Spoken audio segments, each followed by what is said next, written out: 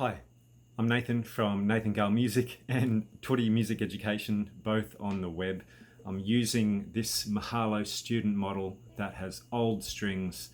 It doesn't tune well anymore. It's my first ever ukulele, that's how old it is. And it's okay, not fantastic, perfect for this demonstration, which is for music teachers and anyone interested in playing ukulele who may need a teaching aid or assistance. And that brings me to the Ukulele Chord Changer. It's a really pretty fabulous invention from Troubadour Music in America, and they've just come into Australia. So here it is. Here's the front of it. You see the chords that are available just by pressing one button on the front, and on the back you see what happens when we press the chords. For example, you can see I'm pressing the D7, which produces tension onto the strings in the right fret places to make the notes of the D7 chord. Maybe not in the regular standard tuning, so that's interesting. So the D7 chord will ask for perhaps a little bit of a different inversion than what you might be used to. So it doesn't take away from anything, which I found quite unique and interesting in playing chord progressions. So I'm going to slap one on right now. Here's how you put it on. We have the C7 end and we have the A7 end. We're going to put that on with the plastic lugs here on the fingerboard side of the nut. Just there. And we're going to wrap that around. And you see now that it's pretty snug, it's pretty tight. We install it the same way on both soprano and concert instruments, although it takes a little bit more effort to put on concert instruments. Unfortunately, it won't work for tenor instruments. It's too small, and I don't think there's a model yet that has been made for tenor. If anyone at Troubadour is listening.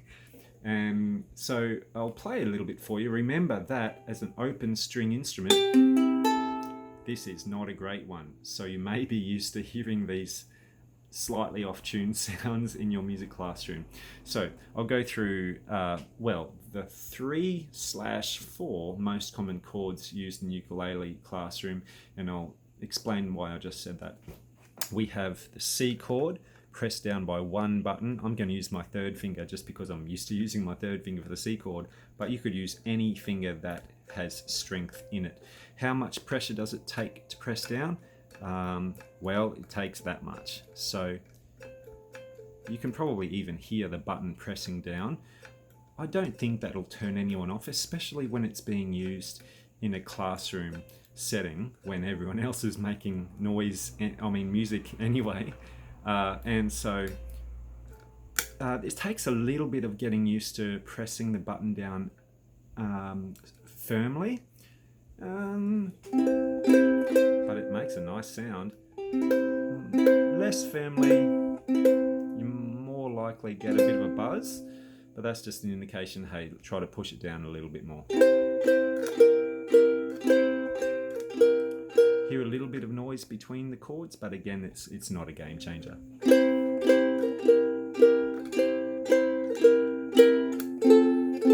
Oh, there's that out of tune ukulele coming in. So we've tried the C, C7, and the F.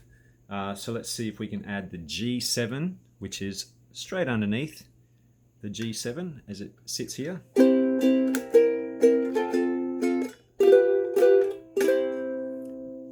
Bit tricky if you're going to use the same finger, but I'm sure you can use your discretion there.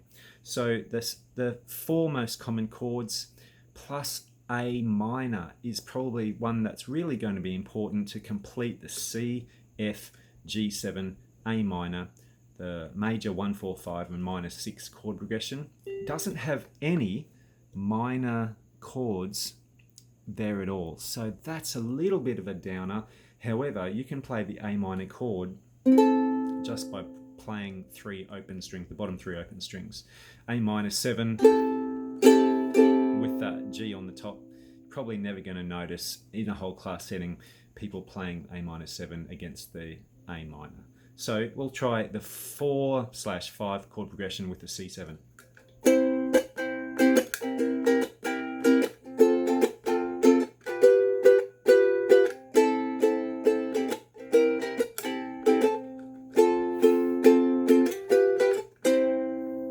Just making it up, sorry. You can hear that the quality of clamp mechanism onto the strings is pretty decent. So what I was talking about before with the D, for example, the D uses some interesting chord shapes, and the G uses,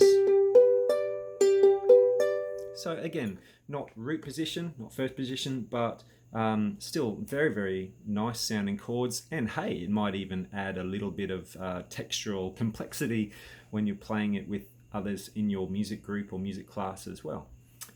So overall, I really quite like this. You can have another look at it in there, and there's also some pictures available on the toodymusiced.com website. It's ready for sale. In Australia, I've had some really great luck with shipping costs. So I've been able to bring the price down a little bit. One is going to be $30 plus shipping. Two is going to be $60 plus shipping. Shipping comes down. So it's pretty decent. It's pretty affordable for any music classroom who's interested in having a teaching aid for students who just really need that extra help to have success at playing ukulele, especially ukulele chords. So here's a little bit of playing around that I was able to discover. If you press 2 at once, we've got the beautiful G7 sus4 chord. If we play the G7 plus the C at the same time, and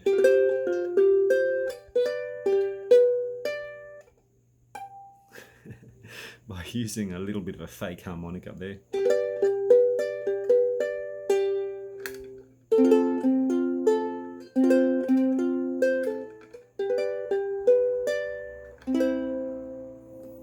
Why not have a bit of a play with it? It's going to be a game changer if you're playing ukulele and teaching students perhaps with special needs or who need a little bit of a differentiation in their curriculum to have success. It's pretty exciting. Thanks for watching Toody Music Education at toodymusiced.com. Good on you.